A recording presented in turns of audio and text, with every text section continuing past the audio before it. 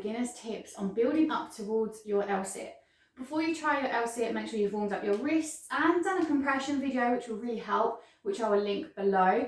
But let's get started. So your L-sit is exactly this. I'm in an L shape. I'm going to use blocks for ease for now, and you're pressing up and holding here. This is our target.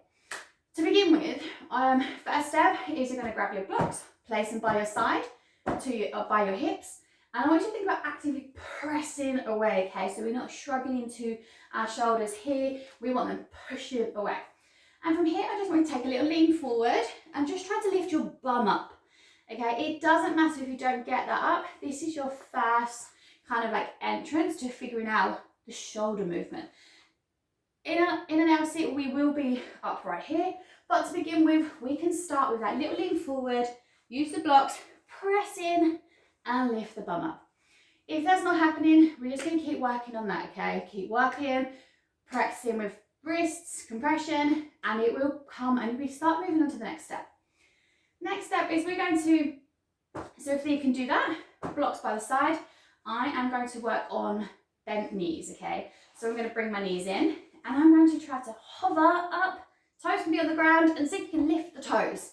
So in that pent position, we don't have to worry about the compression as much. And also using the legs when they're straight, it takes a lot more work. So I'm going to bring my toes in, press. Do you want to think push first, then lift, push, and then lift, and back down.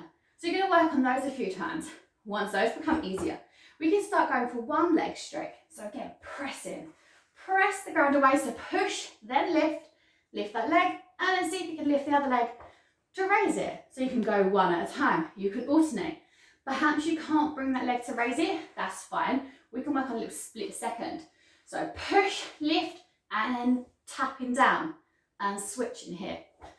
Once you're able to master those, you've got that push, you've got that lift, then you can start working onto the full L-sit of pressing up and out and lifting here.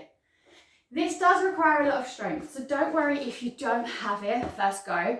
Just follow the video below, work on your wrists, build that compression strength, and go through the steps building up to it. And soon, you will have lift off.